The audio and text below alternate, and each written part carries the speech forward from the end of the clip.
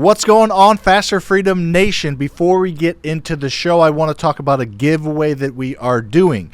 The link is going to be in the show notes below, but basically if you share the giveaway or like and rate the podcast, you are entered to win. The more you share, the more other people share your share, the more points you will get. And what you win, you will win 2 t-shirts, 2 Faster Freedom t-shirts, a Faster Freedom hat, an unreleased Faster Freedom mug, and 2 signed Faster Freedom Own Your Freedom books that I wrote. All really simple stuff, just simply for clicking a link. All right, back to the show. You're listening to the Faster Freedom Show, hosted by us, Sam Prim and Lucas Walls. Hello and welcome to the Faster Freedom Show. My name is Sam. And I'm Lucas. And Lucas, we have a fun one today, would you say? Well, I would call it it's definitely fun, but also a banger. Yes. We got a banger. So we're going to talk about can gurus, quote, actually help. Who's kangaroo, Sam? Is kangaroo? Is that what it sounded like? I can't hear out of my right ear. I have a ear infection. That's why I only have this boy in the left ear. So adults get ear infections? Yes. What, did you think adults couldn't get ear infections? I've never gotten ear infections. So. What? When I was an adult, at least. Have you gotten an adult ear infection? He had one last week. Damn. All right. You just got really good ears. I got pretty bad ears. I have a lot of ear infections, a swimmer's ear growing up. I had tubes in my ear. My right ear tube hole didn't heal over, so they had to patch it, and I have a patch over my eardrum. I feel like everybody gets the short end of the stick somewhere. Yes. On their body. But good thing the end of my stick ain't short. There you go. Boom. Just ears. Tell them, Coco. Just ear canal tight. All right. Okay. So we're going to talk about can gurus help. We're going to do a little riddles. Would you rather? Just talk about getting education from people online and is it sustainable. But before we get into that, Lucas, we're having a good conversation before this all started. Are you doing No Shave November?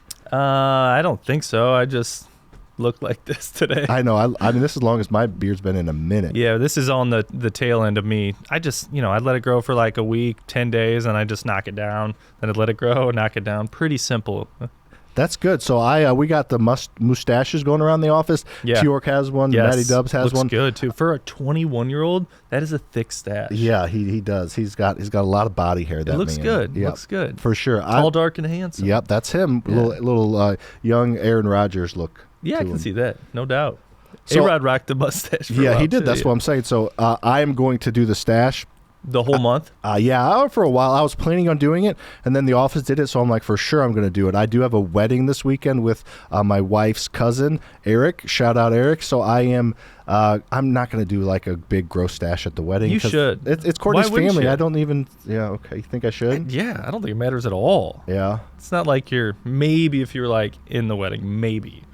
Are you like a usher? No, but like no, I'm not. But like I don't like her family. We haven't seen each other as much on that side. So it's like haven't seen Sam in 2 years, and he's coming with this gross stash. I say do it. How much more fun would that be than you come and looking just regular and boring? Well, I don't think either of them are that fun. But fine, I might do it. We will see. All right, awesome. So today, Lucas, what do you think? Before I know, you're going to kind of grill me a little bit because we both are quote unquote gurus. I'm a little bit more of a public facing guru. And I think, honestly, guru, and I'm using that word a lot, obviously, kangaroo, has a somewhat bad connotation potentially, but there are good gurus and bad gurus. Yeah, I think we got a, super unique perspective on this because, we grew up in a time, not grew up, but we started investing in a time where like social media started becoming a little more prominent. So therefore there were gurus out there that we looked at. Mm-hmm. And I feel like, we both had a pretty good gut of like figuring out who was fake and who was not. Mm-hmm. So I think we've tried to model our behavior and our business off of not being like some of those slimy gurus, right? Correct. We definitely get our haters online to a certain degree, but it is never like you're a fake guru or you're slimy or you are over salesy. It's I don't believe that you've done that crazy stuff, or it's like real estate investors and landlords suck. It's never just like, hey, your guys' brand is slimy and guru feely, because it's not, and that is extremely intentional that we do not do that way. Like, we could monetize a lot more, we could sell a lot more, we could pitch a lot more, but that's just not what we're about. We're doing fine as a company, and we'll grow it the way we want to grow it. And it's all perspective too, right? There's there's people out there that are going to trigger other people in certain ways, and they're just going to align with different personalities better. So that's just kind of part of it as well. Yeah, and I feel like, and we can get into this, I feel like if I could, and I'm going to start to grow our brand a little bit more in a non-slimy way by being a little more divisive, by being a little more like having opinions on things that I actually have opinions on. Like, a lot of people do this, and it's probably true, in order to hit a certain level of fame or a certain level of people knowing your brand, you have to have a ton of people hate you and a ton of people love you. Like, we don't have that. We get our hate, but I generally, because that's how I am, I'm middle of the road on a lot of things, pretty moderate on most things. I don't have strong opinions either way on a lot of things, and all I do is real estate and family. So I don't have this side of me that is super divisive that a lot of people have in order to grow that brand. We are doing a video on porn, sex changes, surgeries for kids under Hot 18, and then what is the book called? Gender queer book in the schools that they have. Yes. So we are. So I am taking a stance on that. I'm dabbling. The whole, I think as long as your opinions are strong on those things, correct. You know what I mean, and people aren't just out there clickbaiting like some people out there, like, just to get clicks and views and like act like they have a strong opinion on certain things. I can definitely not fake anything, and I can't fake like an opinion or a take on a post or on a podcast. So that's good and bad. It'd be nice it'd be nice if I could fake it a little bit, probably get more views, as long as I'm not doing anything outlandish. Long term, no. But I can't fake it. It's the right play. That's part of the reason. But I do think, and we're not going to. This episode's not about that. We're going to take a hard right into gurus. We're talking about gurus a little bit, but I definitely don't think that somebody that's 12 years old should be allowed to have a sex change surgery. So I am going to have an opinion on that. What about porn? I have a video wait to on see. it. Yeah, wait to see. I end the video with, how I end the video? Yeah. I just talk about like how like it's unrealistic expectations, and I was like, and honestly, your wife can't do that position, and you're not that big. Yeah, and I can't do that. No. I'm too freaking old. Yeah, you pull something. I don't bend like that. No, yeah, and like, just so you know, ladies and gentlemen, those like long scenes, there's cuts in between. They don't go that long. Yeah, it's multiple scenes spliced together. Yeah, duh. Probably multiple days. Okay. All right, so I'm going to interview you today, since you are the main guru here. You are going to give your opinions as well, but yes, grill me. Yeah, I'm going to grill you. So, Samuel, in your words, what is a guru? A guru is somebody, and I'll break it down to guru and then good guru, bad guru. Good guru in general, in my opinion, is somebody that just is a matter expert in a certain topic. Yeah. Is that the matter expert? What is the word? Subject matter. Subject matter. SME. Yes, SME. A subject matter expert. S and M. Isn't that a thing too? That kind of goes along the lines with of the other porn. stuff. Yeah. So we're tying, that's the bridge. Porn, SME. SEGU. Yes, that's the SEGU. Porn, S&M, SME. Yep. We're here.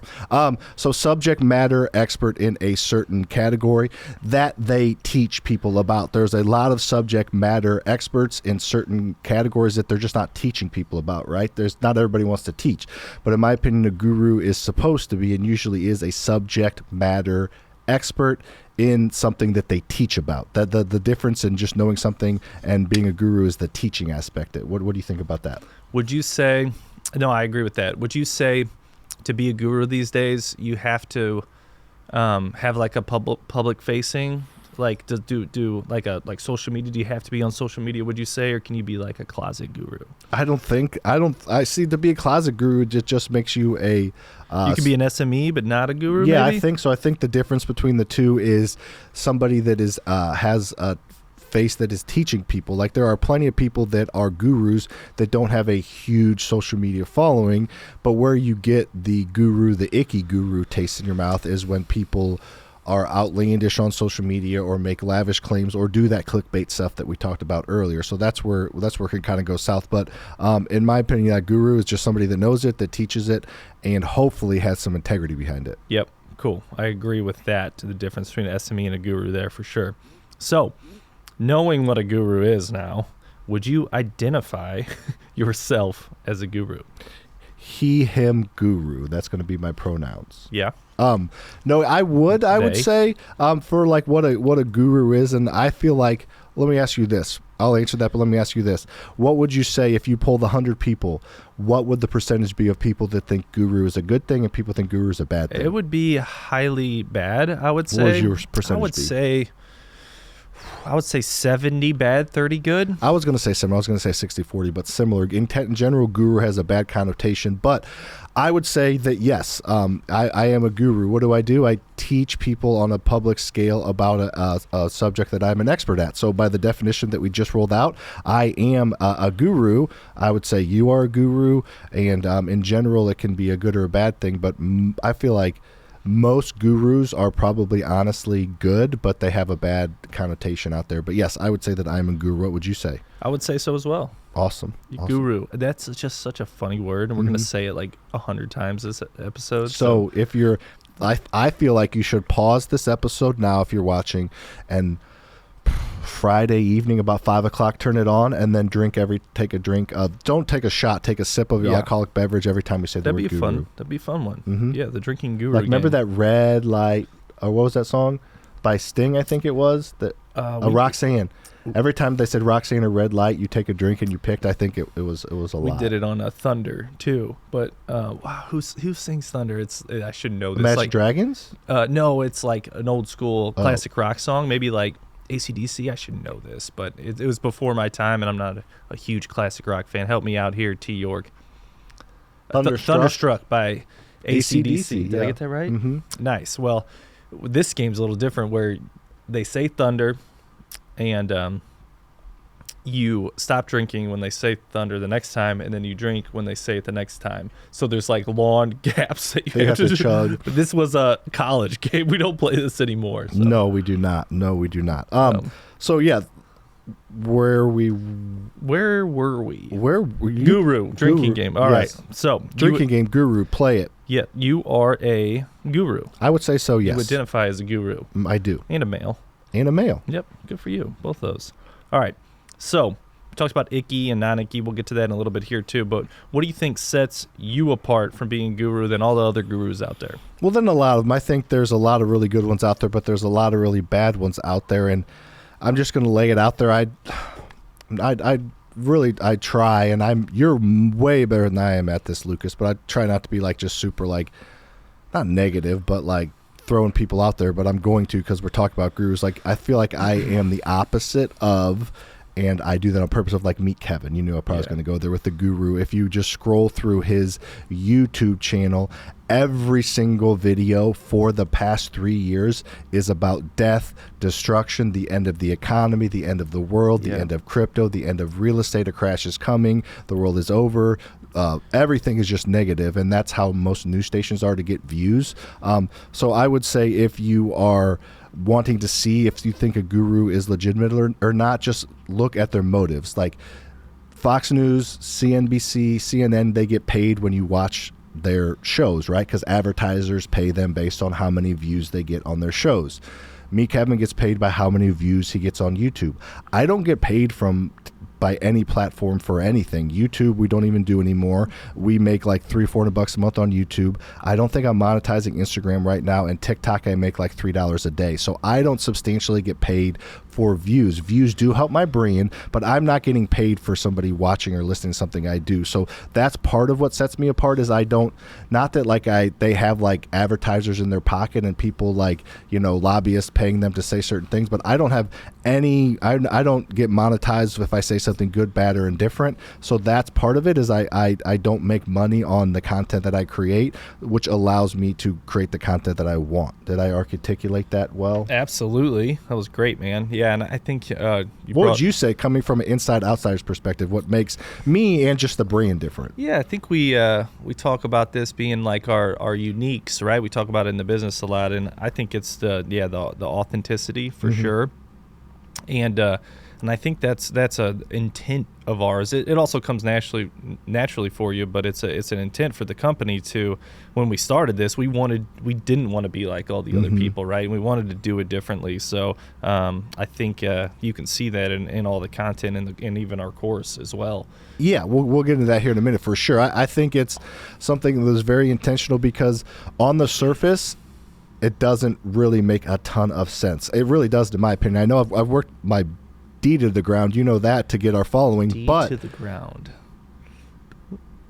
you know what I meant, right? I do, but Okay. I've just never heard that. Well, yeah, I guess I don't know why this is explicit. We've said the F word a few times. We say shit a lot, but Jill Prim does listen but actually she doesn't really listen anymore. My mom does. Your mom still listens? Everyone. Love you, Mom. I love you, Colleen. Remember when I screamed really loud and made her almost drive off the road? Yeah, that was like the first time you've ever like met my mom, and you're in the back of the minivan. After you're like, baseball practice. just On did the some Highway F, a random really- scream, and she yeah. almost like crashed. Yeah, because I scared the shit out of her. Yeah, like who had some freaking 14-year-old screaming at the top Colleen, of I their just lungs want to in the let you back. know what your life was going to be like for the next 50 years. Just getting Yep. her in it.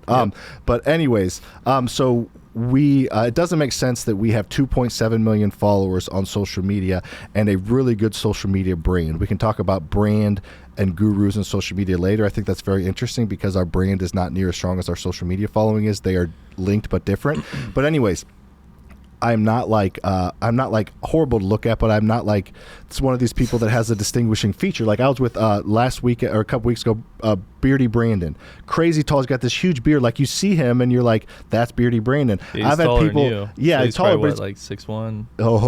probably 6'6", I would say 6'5", Really? yeah. Is that- But he has this really long beard, so it's a distinguishable feature that helps him in his brand. Pineda with the hair. I've had people see me and say like, or say they thought they saw me or they did see me because I'm just like pretty normal looking, and then like Pineda's got the pink hair. He's doing that now. Like you know for sure it's Ryan when you Yeah. see him because there's other people that look like him, but when you see that pink hair, and then like all these other people that have this, and Hermosi, he's got his cutoff shirt and his big mustache and his And calves his, and his breathing strip. yeah, so they're like not cartoon characters. It's a good thing they have this, but they have this distinguishable feature. So I don't have that. I mumble. You know that. You're a mumble rapper. I'm a mumble rapper. I slur a little bit when I talk because I have such a big tongue. Like, As you said that, you just like spit in the microphone. yeah, I know. So I don't like have this succinct way of speaking or this crazy way about me or this way that I look, and I don't have these crazy opinions. Yet I have 2.7 million followers. We have 2.7 million followers on social media. So it doesn't really make sense. But I think where it does make sense is, which if you dig in a little bit deeper, Walls, is that authenticity, the fact that we care, the fact that we're doing what we say. I'm not talking about something we used to do. I'm talking about something we actively doing. So we have the active intel. We have the active, strategies that we're manipulating and working. We've done some cool shit that's cool to watch. And we really do care. My thumbs hurt right now because I answer so many DMs still. And I answer so many questions. We actually care and have that human touch that most people don't. So Some that's why I strong think thumbs. sets us apart. Yeah, and I would say that kind of is your setting apart factor, is your normalness and relatability, I would say. So I think that probably rings true to most people in the country anyway, is hey, yeah, I'm a normal dude. I'm in my 30s His or birthday 40. today. Yeah. Oh yeah. Let's do it real quick. Yes. All right. So Let's do yeah, it. happy birthday. We're live on the podcast. What up, Danny? It's our CFO's birthday today. It's our CFO's birthday today. Yeah. All right, we are actually doing the podcast, Daniel. So Danny Dowd, happy 39th birthday. 40 is going to be a banger next year. We'll talk later. All right. So yeah, relatability, and I think that is your superpower. And yeah, people see, I'm a dad, or I want to leave corporate, or I like my family too. All that type of stuff, I think, is gonna pay off in the long run than having some sort of physical feature that people can resonate with. I or agree. distinguish you I agree. from. I think I heard somebody say this the other day on a podcast. They're like, and I don't think this is our brand, but I like that some people think that they're like, you're almost kind of like the anti-guru. Yeah. Like they're like, they've seen pictures of my house, and I mean they don't know, but knows how much money we actually make. But they're like, you could have a bigger mansion of a house. It's a nice house, but we could do way more lavish things. We could have way nicer cars. We could do way more things with our money, but we choose not to. And I think people appreciate that, because I think there for a while, the flashiness, the Ferrari, the PJs, all that stuff did grab people's attention. It still kind of does. But I think that got overplayed. And just the fact that we're just doing normal stuff, talking about our family and, doing well, but not bragging too much on it and trying to help people. It's a good place for a brand to be. I wouldn't mind a little more distinguishable of a feature, but you don't have to do that. So So Yeah. I'm gonna call. Maybe it could be your mustache. Maybe I don't want to have that forever, but maybe I You don't don't know. know. Like Marty looks phenomenal in his mustache. Yeah. Didn't Shane, when we first met, Shane had that like Mhm. pencil thin mustache too? So yeah, you should bust I'm that gonna out. I'm gonna bust it out. I'm going to Yeah. do that. So I think that's what sets us apart. Last thing on that, and then we can move on to the next question, Walls, because I think about it's a lot. Obvious, this is our livelihood is this brand that we've been building. It's very very intentional that we do it that way, and I think that what we attract is the people that appreciate that, which is the people that end up paying us for Yeah. our paid content. We'll get into here in a minute. But the people that are attracted to the Corvettes, the people that are attracted to, or not the Corvette. I don't know why I said that Corvette. You have a Corvette, and it's not like you didn't spend $300,000 on it. Guru. The people that are attracted to the Ferraris, the people that are attracted to the fake things, the watches. There's so many people Yeah. that have expensive watches.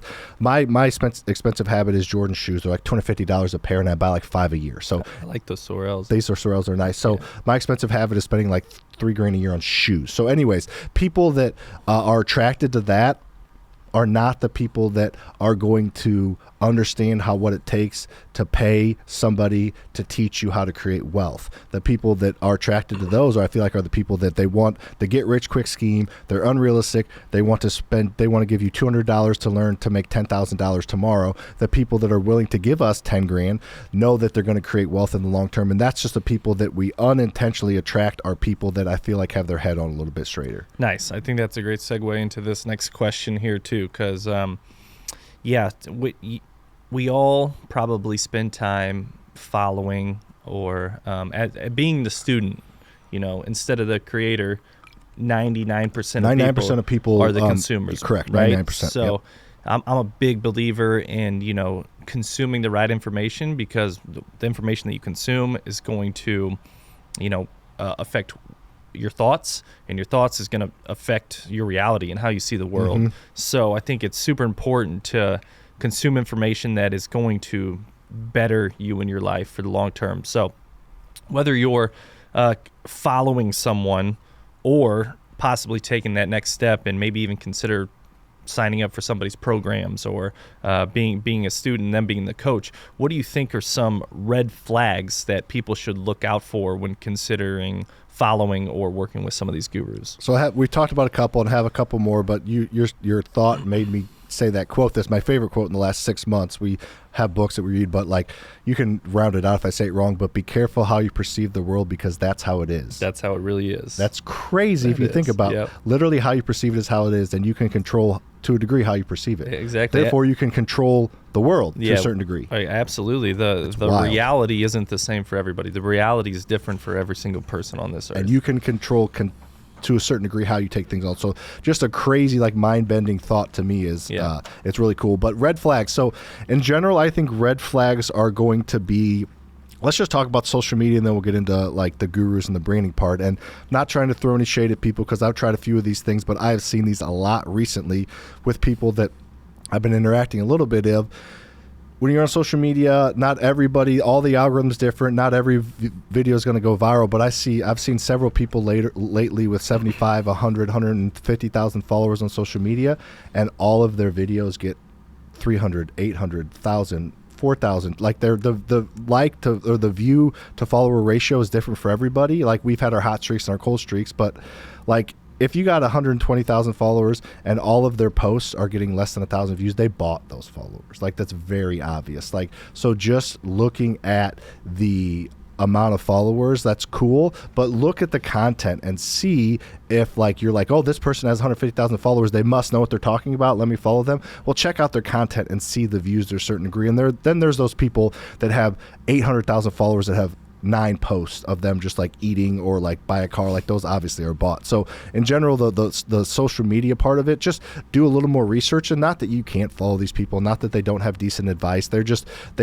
and I've tried it a long time ago. I didn't buy followers ever, but they just took the shortcut of trying to like get that social proof. I've paid for our like content to be like a millionaire mentor page, like a page with 10 million followers. Our content goes on that, and then people can watch it and decide to follow us or not. So that's like a kind of shortcut, but even that is not a good thing to do. The minute we started growing like crazy is when we stopped doing that. The only way to grow on social media, and I don't want to go on a tangent here, is to put out content on your page that Quality content. that gets put on from your page to people's eyes. No intermediary. It's never gonna be legit followers. So there's that, and the following goes. And then as far as red flags to me would be somebody talking a lot in past tense about things they used to do. I bought this house, I bought this apartment complex 8 years ago, and we do that too because we tell people stories. But people that aren't ever talking about things they're actively doing, especially in real estate, if somebody's not actively investing in the past 2 years, they have no idea what works right now. Yeah. So actively investing, and then just those flashy the biggest red flag for me as far as personally to follow someone is if they are fear mongers, and you know how much that drives me freaking crazy. Yeah, me too.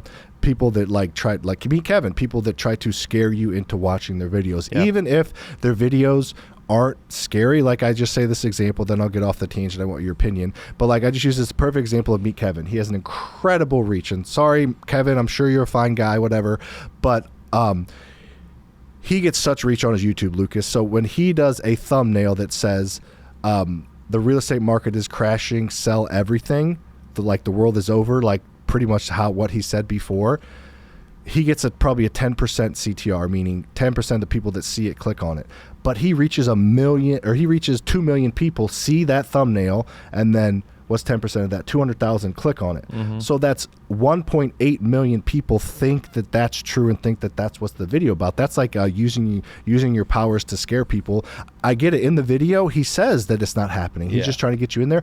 But the scary thing to me is, 90% of people see that, and then they think that that's what the video is about. So anyways, I took that a few different places. So what's your red flags for gurus? I think you gave two amazing ones with some detail on each on how to get ahead of it and to realize the red flags before you get too deep, mm-hmm. right? Which is great, because there's so many people out there that pay a lot of money, and then that's when they figure out this is not what I thought it was. And we are in that boat as well. Mm-hmm. So I would say a red flag a little bit further down the funnel would be you pay for something and they just give you a very surface level teaser bit of information and continue to try to upsell you and almost scare you into the fact that, hey, if you don't do this, you were not going to succeed. Mm-hmm. And we've been a part of certain conferences and things that did that exact same thing to us. Why don't you tell this? So we've said it before, but obviously very few people probably remember it. This was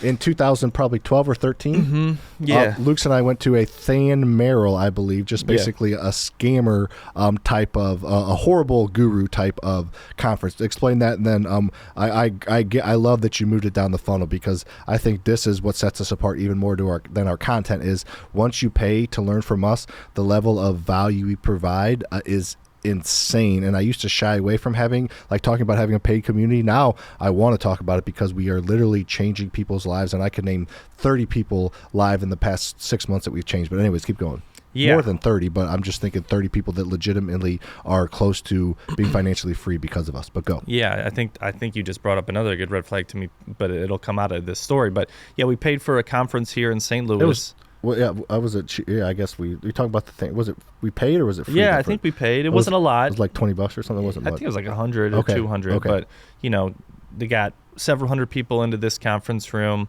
And it talked about, their business and just like kind of real estate in general. Didn't learn much at all, but pretty much what they did was they put people at the back of the room and gave us a break of some sort. And everybody that kind of exited the building, some people, you were supposed to come back and you were supposed to stop at those tables and sign up for their next part of the program, which was like 10, 20 grand. But we realized right there, hey, we're just going to pass these tables and not come back. This doesn't feel right. And like, as we were walking out of the door, he was like, belittling everyone walking out the door. Is like, you people that are walking out of the door, you're never going to be financially successful and all this stuff. And we were like, turned around, we're like, fuck you. Like, get the hell out of here. Like, watch us. So we didn't need that. And that was an icky feeling for sure. Grant Cardone, a lot of good stuff about Grant. People either hate him or love him, right? Mm-hmm. He's got that polarity or whatever that I was talking about. That people, he's the one that when I said you got to love him or hate him to get that next level. He's said that before. Yeah, so. And Grant does have a lot of stuff that we can learn from. Oh gosh, right? Yeah. He's done a lot of cool things. But we sent our sales guys to one of his selling conferences, and it was very similar, very surface, always teasing the next thing, and had people at the back of the room ready to sign you up for that next thing, whatever it was. And I'm sure if you did that, they'd probably do the same damn thing and just keep doing it. So I think that's a red flag as well. But in addition, or both of those things have something in common too, where the guru that we were following was not there. Mm-hmm. So I get it. We have other coaches as well too, but you're a big part of that too. I'm a big part of. We both take calls. If we had a conference, we'd freaking be there. So that I look at that kind of ridiculous as well. Like, we're not even good enough. The people that sign up aren't even good enough for their time. Two things to add on that.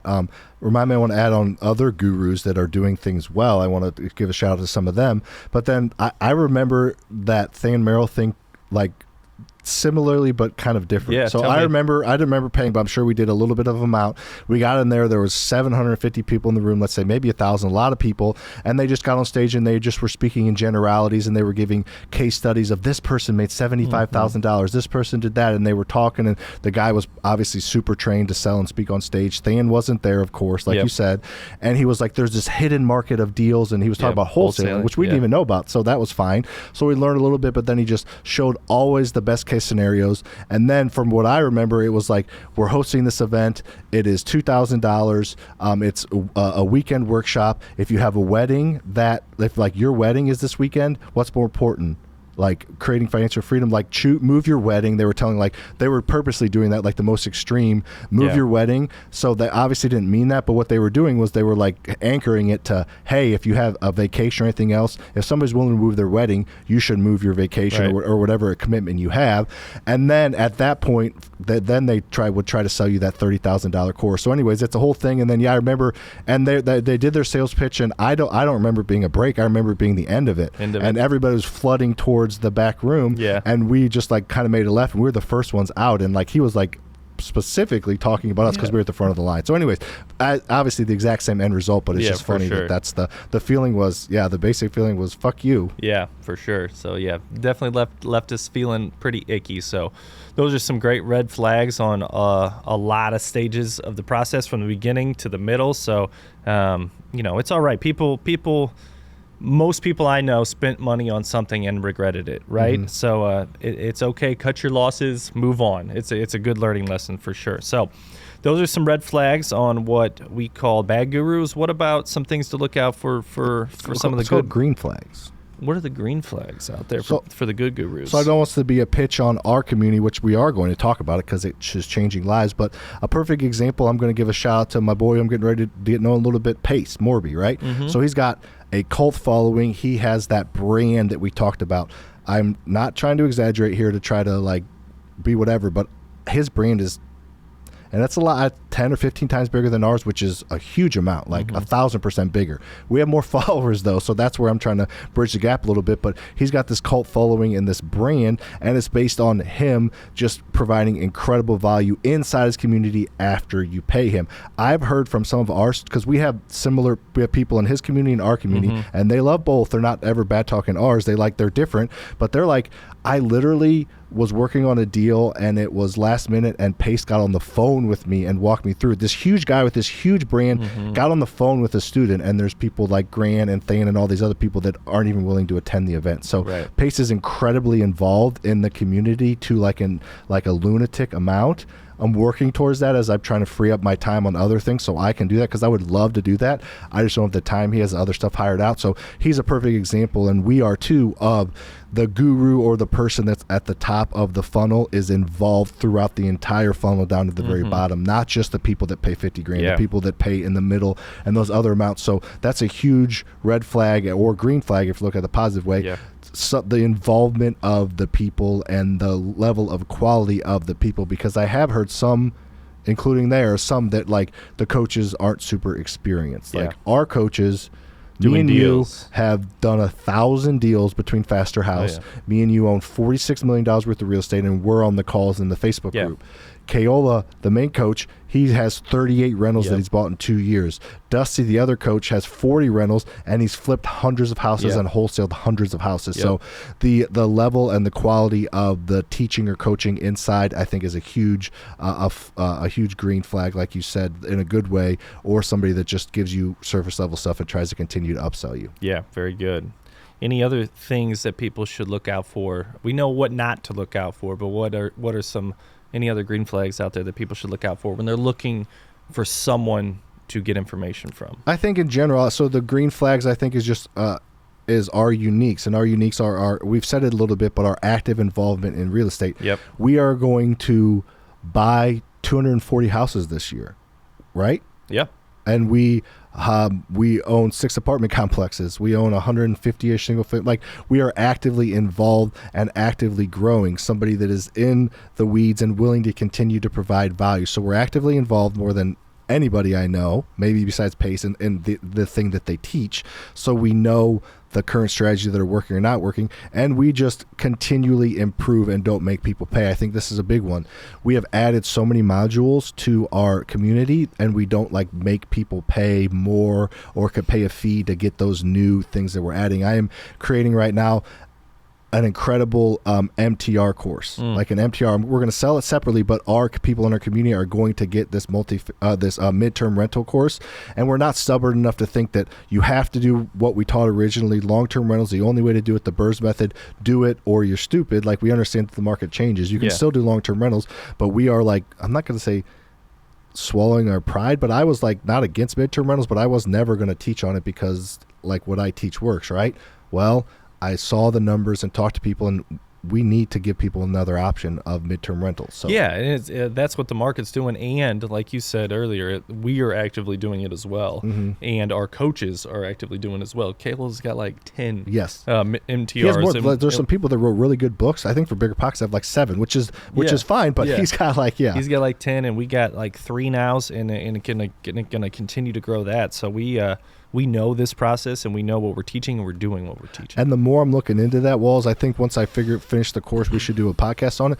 But it is like nuts, like going to Furnish Finder in these places and seeing the lack of inventory. Like, you can see how many people, like, I ran the numbers the other day, how many people in St. Louis like searched like for like a property, and it was like, I don't know if it was 6 months or years, like 150,000 people searched it, and there was like 300 units available or something insanely low, not even 300, maybe 150, because I think it was like an X return. And then also the pictures of these units are like probably because they don't have quality, to be because they don't have to be super quality units or super quality pictures, because the inventory is so low and the demand is so high. So I'm glad that we're doing it. I'm not as involved in that part of the company, but I think midterm rentals are like short-term rentals 3 years ago. I think it's going to continue to grow, and I think doing it the right way, I know you have to furnish it, but other than that, we own it. And it's the utilities on our name, so we don't do occupancy inspections when we get new people in there. You get them one set of toiletries or whatever, and then they're like, you don't have to continue to refill things. You fill it 3 times a year, 4 times a year max. And anyways, I love midterm rentals. Beautiful. All right, moving on to the next one here. Faster Freedom. It's a brand, obviously, but we also have a very tight-knit community as well. That's exclusive, right? Yes. So we have about 1,300 people a part of that, 1,500 people a part of that community now. What do you think is some of the biggest value adds for being a part of the Faster Freedom community? So a lot. So we talked about our value add. So let's move the topic away from us right now. Hopefully, I think people know the value that we add, that we bring, that the coaches bring. Let's talk about just the community. So the community has 1,500 students. And a couple coaches, including Nationwide. us. Yep, the students in every state now. We're building like a community of people that are collaborating and do deals together. But Walls, there's over $200 million in real estate owned in that. So that tells you that people are active. People have 40 rentals in there. People have 0 rentals in there. People have 3 rentals in there. You know, I just gave our first student of the week to Greg Troncoles, I believe to say his names, but I ran through his story. And he joined in October of 22, and you just saw him, and I could see everything he's posted. He's posted about the value he's getting. Anybody have any questions? He posts. Then he gets his first deal. 4 months later, then his next deal, and then he just got his 4th deal under contract and working on his 5th and his 6th right now. And he's just talking about everything he's learned. He's a go-giver.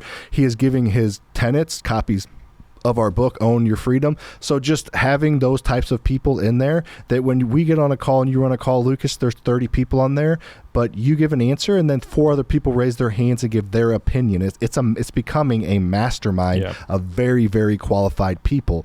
Some of the students, we don't like to call them students anymore, give better answers than I do for certain things. For sure. Like, you should be because teaching they're the SMEs, not us. We don't know every single in and out about real estate. Especially in like Washington. Somebody's talking about mobile home parks in Washington. Like, I don't know, it's for sure different. And so we're not the expert at everything, but we have experts at everything inside the community. So there's the go-giverness of it, which we are the leaders of that, the culture we're bringing in. You didn't know this, but now you do. Our 5 core values we're getting ready to create for Prosper. I'm just going to roll those into the group and just run everything in the group through that and make sure everybody's living those inside the community. So just the fact that we care that much and that we are attracting such high level people, every state and then every city has, most decent sized cities have multiple people that are meeting and connecting and meeting for coffee. And we're just building this brand and building this financial freedom path for everybody we can. So aside from that, you being involved in the community, you get 350 videos that we recorded. You get all the resources, our partnership connections, 7 group coaching calls a week, and it's going to eventually be at least 2 a day, so 10 if not more group coaching calls. You get one-on-one calls. There's like people in that see it. There's no excuse that you're not going to be successful. Maybe it take you 3 months, maybe it take you 6 months, but there's no reason you're not going to be successful if you plug in. Like, I am 100% confident. There's so much more you get that I can't even get into, don't want to get into, but there is everything you need to be successful, and your hand's going to be held the entire way. Yeah, that's man, you gave some great details there. Like, and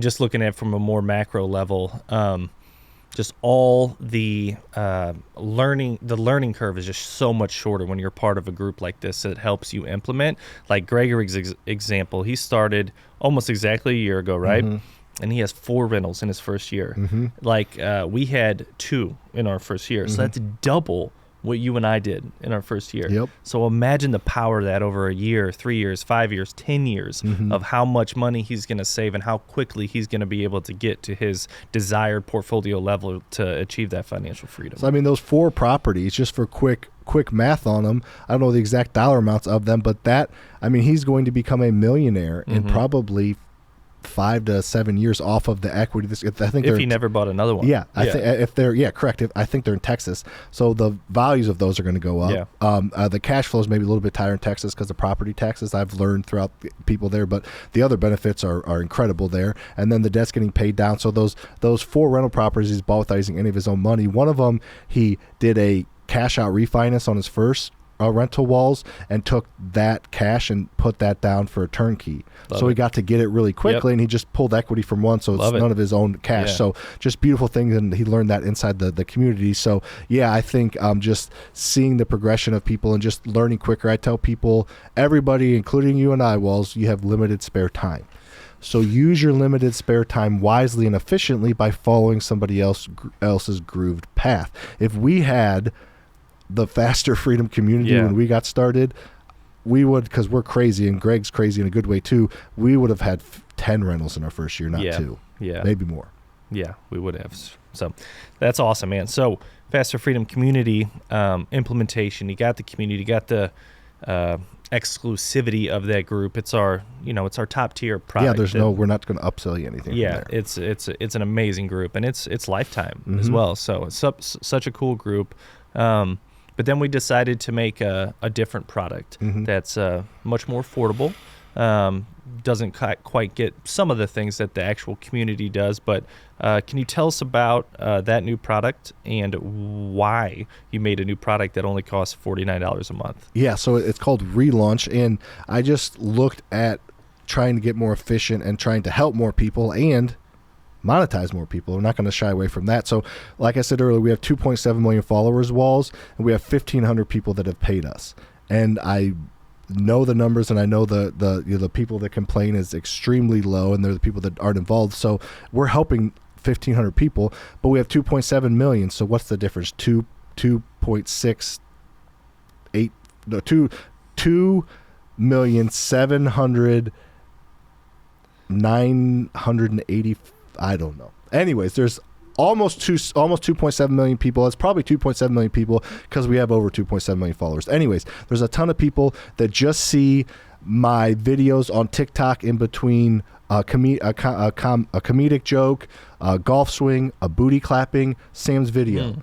So that can't help them that much, and they need to have a platform that they can go to that is just going to educate them. So we created that with Relaunch. It's $49 a month. You get the 350 videos. You get a live training from me monthly. You get a community to be involved in. So it is an insane amount of value. I think that there is too much value. I've talked about dialing back the value because I don't think people understand the value for $50 a month. It's literally a handful of lattes, and you can like help get a little more efficient, get involved in a community. So it is just kind of like that in-between level. It's more content that I put on social media, but it's just that you're not going to get distracted by all these other videos and advertisements. You're just going to learn, you're going to be inside of it, and you're going to just, you want a question, you have a question, ask it, or watch a video on it, you're going to learn, you're going to be super efficient for $50 a month. Everybody can afford that, and it's, it's not like it's month to month. You can cancel if you don't like it, so it's well worth it. And the link will be in the show notes in the description below, but it is like too much value. I'm honestly thinking about taking some things away because not that many people have signed up because it like seems too good to be true in my opinion. Yeah, I think we've leaned on the side of let's overvalue, let's over deliver, and I think that's paid off in a lot of different but for ways this, for it's us. like overwhelming to me. Like, so just so you know, we probably had 1,000 people like go to like check it out, and we've got like 75 people signed up, and it's just like, it is so much value. Like if you're at all interested in real estate, you're going to get your $50 worth, and we're offering like the year plan for even cheaper. So it's so cheap that I feel like I almost feel like if we charge, which we're not going to upcharge, I almost feel like if we charge like $150 a month, we'd get more signups. But whatever. And I think there is still a community aspect of that as well. There is for sure. It's like its own social media platform in a way. It's on school. There's like a wall that you can ask questions on a page. And the more people that are a part of this platform Relaunch, the more valuable it's going to be to everybody. So I think that's super cool. And I do a live training in it once a month. I just did it the first Wednesday of every month, like 45 minutes, hour-long presentation that I know people that like do like live webinars that are sales pitches that people pay money to be a part. Like you're going to like just learn from me giving, like the last one, Lucas, you'll like this one. I think we're going to reuse it. I went over our very first deal. I went over our 42 pack. I went over our 3 apartment complexes we bought, the last 3 ones we bought. So I just broke down the deal, how we funded it, how we were able to buy $20 million worth of real estate without using any of our own money from like 2020 to 2022. So I just broke every deal down, the good, the bad, the ugly. Like the training in itself is worth $50 a month because that doesn't go on social media. Yeah, that's super cool. Real quick, Guru. For those of you playing the drinking game out there. Sorry we haven't about said that in a while, so Guru. So can we, in post, can we add Guru? I'm kidding. We're not going to add yet. That's funny. Cool. All right. Anything else about Gurus? I don't think so. You can see this is the longest we've ripped on this opening rant. I'm very passionate about it. I've become passionate about it because it's helped a lot of people. It's been great for us as well. And the impact is the stage we're at. I mean, you want to make as much money as we can, but people ask like what motivates you now? And honestly, obviously money is it, but it's the impact and seeing people win. And like I was giddy for 24 hours when I read Greg's post. I'm going to read that. We'll end on that. How's that sound? I'm going to end on Greg's post, our student of the week. Do you have anything to say before I end on Greg's post? No, I think that's great. I think we're not ending the podcast. We're just ending that section. Correct. We got Riddle Me This, Would You Rather, and Motivation Monday coming up. But once you get Greg's testimonials pulled up. Give him a read. He just posted this in our community in the private one. So this is from Greg. I'm jumping the gun, but my wife and I are really excited. We are in contract as of Monday for rental property number 4, turnkey.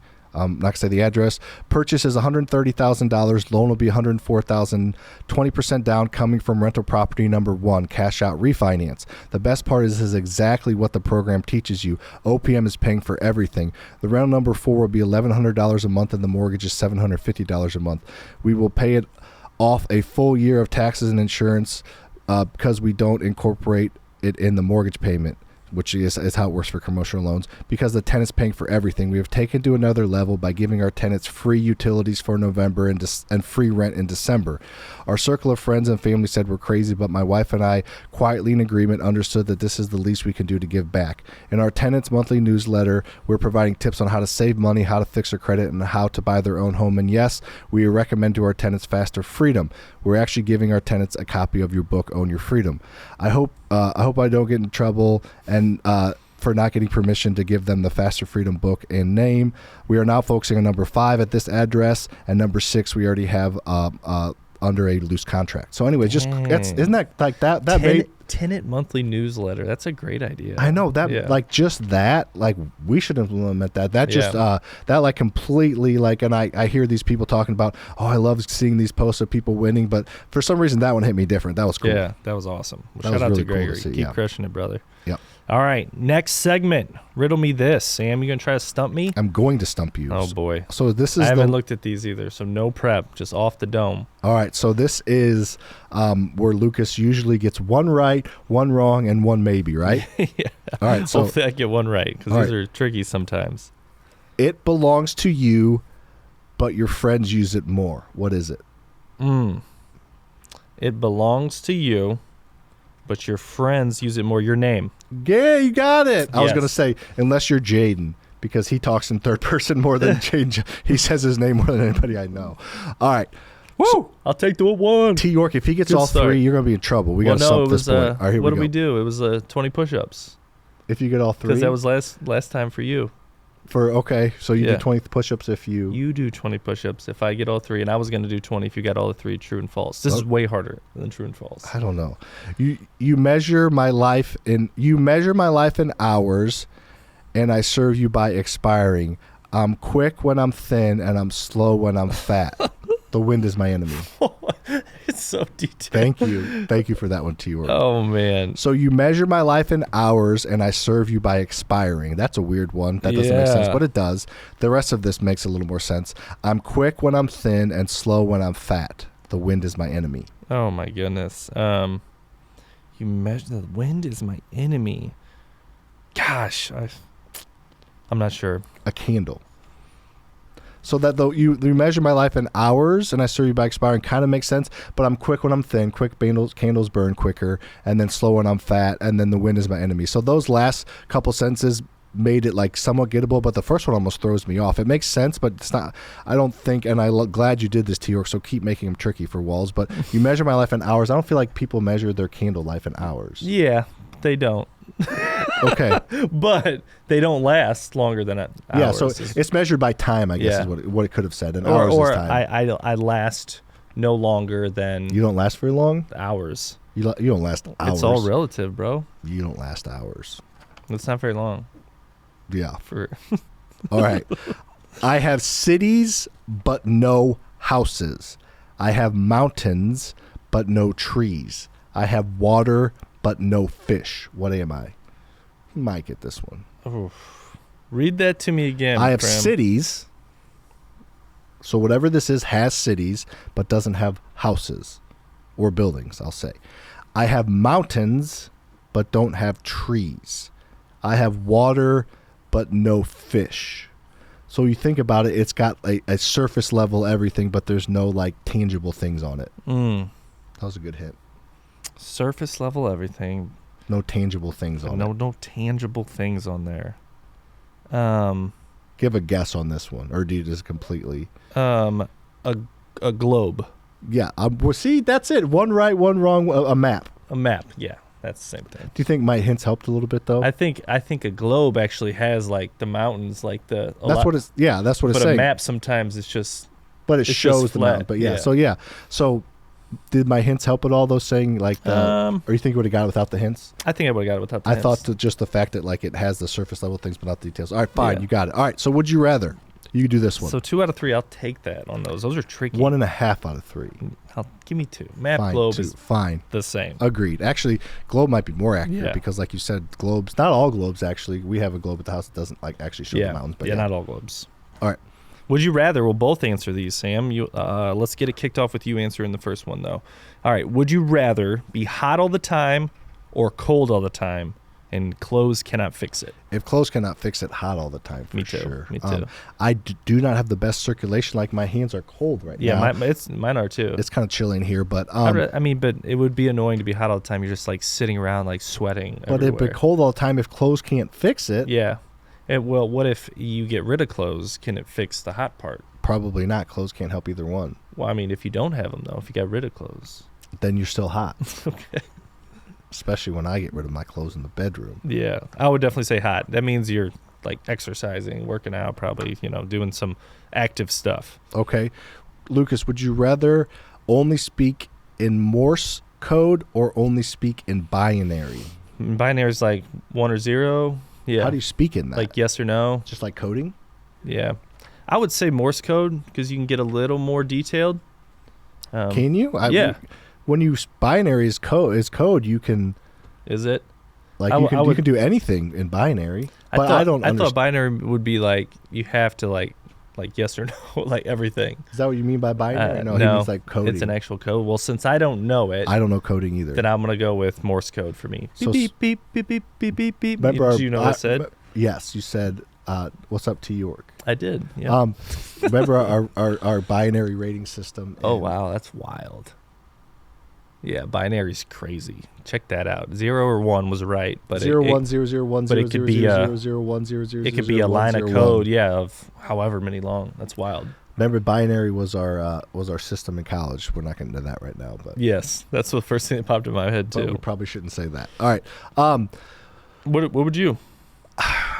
probably Morse, honestly, because like I could just tap into it, be like, "What's up, Walls?" Just like, Yeah. and you would know what I'm saying if you knew it. Or What was that? Which one would that be? Morse, right? Is it Morse, Morse yeah, code? yeah. Yeah, I So I'd agree. probably pick Morse. Okay. Would Give you it to me. rather double your attractiveness or double your intelligence? Yeah, this one's pretty easy to me since You're so attractive. I'm already very attractive. Yes. So doubling that's not really possible. It's not realistic. But as far as the intelligence side, I could definitely double that, and I see that could be beneficial. So intelligence for me. I think the cool thing about that is, Lucas, if you doubled your attractiveness, you'd know how I live, and if you double your intelligence, you'd know how I live. So, Okay, so either way, you're going to be I half. I get to see life through your lens. Yeah. Mm-hmm. Awesome. That's what I'm looking forward to most. I agree with that. I think that's good. Actually, I agree with you 100%. Though I was going to say, actually, I bet if you polled 100 males or females, they would pretty much 50-50 us on either one. So I would say intelligence for sure. Yeah. For sure. Like that would be really, really cool. Sometimes I feel like I'm really smart. Sometimes I feel like I'm really stupid. It would be nice to feel stupid less. Yeah, I agree. Yeah. Yeah. Perfect. Yep. Awesome. Motivation Monday. You got anything? I do. If you don't, I could riff something for sure. What you want about to you? riff first or want me to riff? You riff first because I got one that I'm going to yell a little bit at. Okay, I'll just do something kind of simple. I'll do the grand finale. Yeah, we what was it like? My wife Ashley, she does Orange Theory, Okay. and it's you wear like a heart monitor, right? And it kind of tracks your progress and like calories burned and heart rate and all that stuff, and it prints out like a report with like charts every time, and it's on their app and everything, and it gives you like a score or something. But her score was like 555, and she's a big like numbers person. Triple nickel. Yeah, so we looked up like what 55 was, 555, like what it stood for, and it was something along the lines of there's like a change in your future, and to be open to it and accept it. Okay. And I think, and we talked about this a little bit in our quarterly treat with our company too. Like, change is not easy for anyone really, but for a specific group of people where their personalities really don't align with change very well at all. But if you want to get to where you want to get to, you got to be open to change. You got to try new things. You got to figure it out. Change can be done the wrong way or the right way too. So I would just say open your mind and be accepting of change and kind of just go with the flow and take you where it goes. Nice. That's a mindset. You're like Phil Jackson. That's a great comp. I will definitely be Phil Jackson. Before I get into mine, because I'm going to end on with a bang, I was listening to my boy Cowherd this morning, and he was just talking about change a little bit, but chemistry, and talking about the Warriors specifically. And he's like, Draymond Green, and then a lot of these people have said like how fun it is to go to work now. People stay out, like their chemistry is night and day last year. All they did was remove Poole and insert Paul, and it's like it completely changed everything. They're like, and not to rip on Jordan Poole, but Steph Curry is like the most laid back superstar ever. Couldn't work. Klay Thompson's like just a chill dude. Couldn't make it work.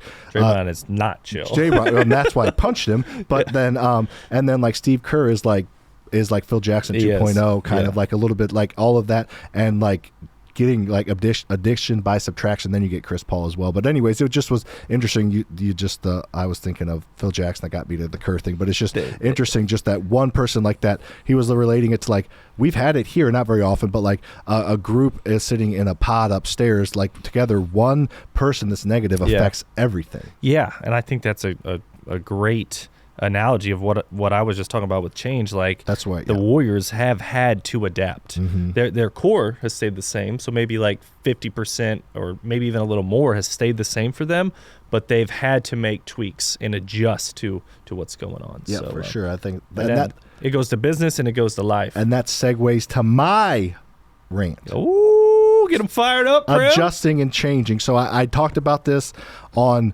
the last podcast I was on, Mr. Dean Rogers' podcast, and he got him pumped up about it, and I think it is extremely important. So I think you and I decided this a long time ago, but we really decided it when COVID hit in 2020.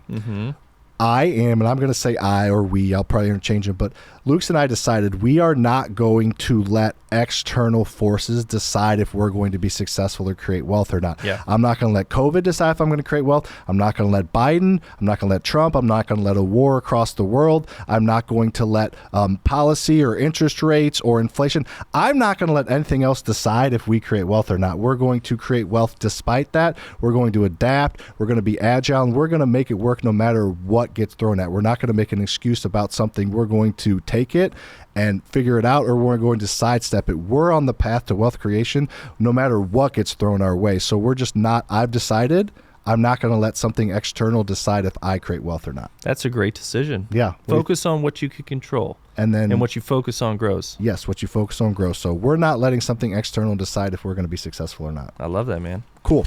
All right. Paper thrown. We got our new studio coming one of these days, right?